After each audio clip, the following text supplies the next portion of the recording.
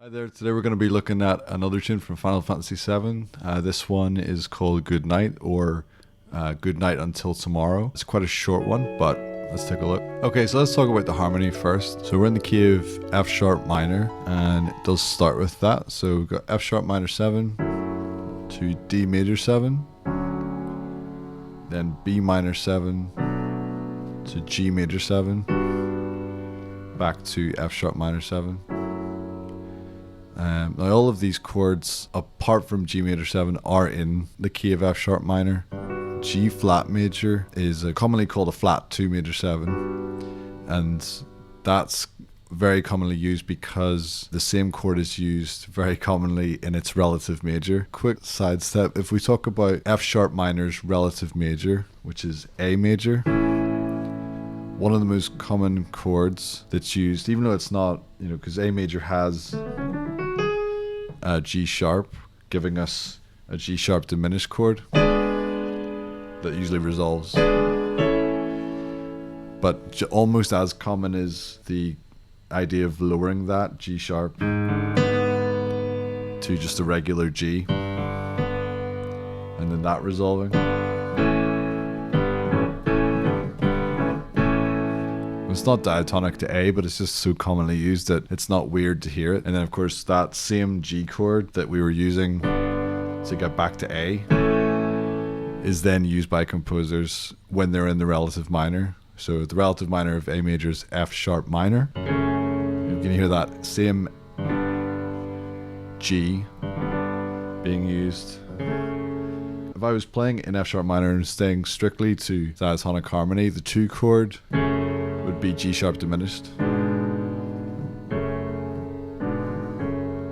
So, but again, just using that same G, it's popular to use in. You could also hear it as a kind of Phrygian type progression. So if you're thinking that, if you're an F sharp Phrygian, it gets its harmony from D after F sharp minor is G. So you could think of it as a 3-4 relationship in the key of D. In any case, it's not something that people haven't heard before. That justifies that, last chord, if anybody cared to give it a Roman numeral.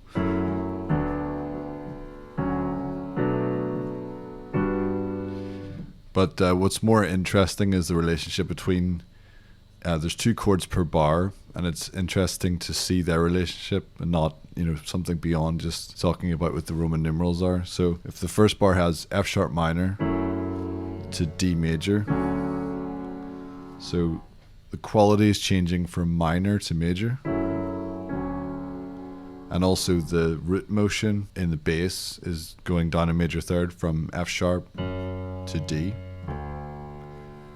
So,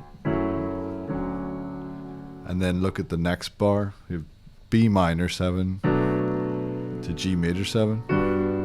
So again, that same quality change from minor to major, and the same root motion down in my major third. So first bar, second bar,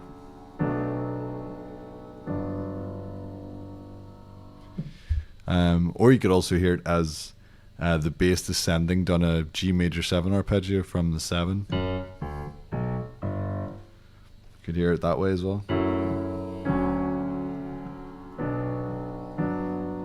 And then we get the resolution at the end of it. So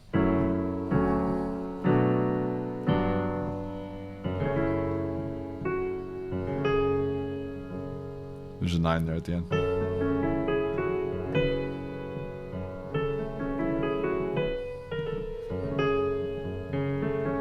So F sharp minor 9 at the end. And that's it. Short and sweet. Okay, let's look at what the melody's doing, because that's also interesting. So we have this.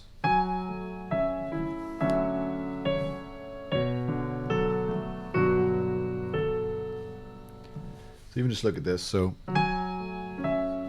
on the F sharp minor, the melody is G sharp to E, which is 9 to 7.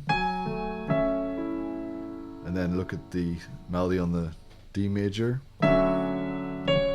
which is E to C sharp, also 9-7. Then it moves down to B minor 7 with C sharp and A, also a 9/7. And the only reverse now is when you get to the G major 7, instead of going 9/7 again, which would be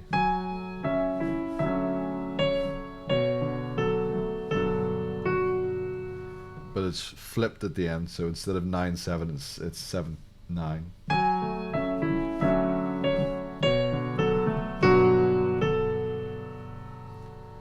And then we're at the end. There's a nice little melody here, or lick.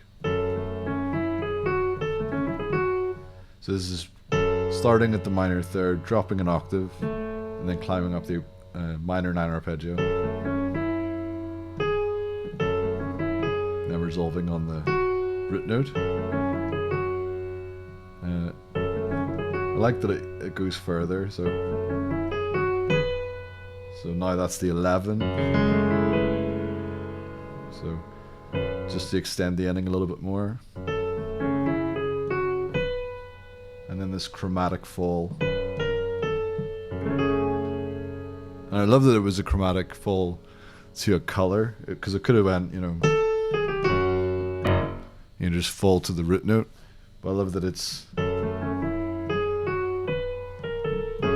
So even when the feeling of resolution is supposed to occur, it's still kind of up in the air.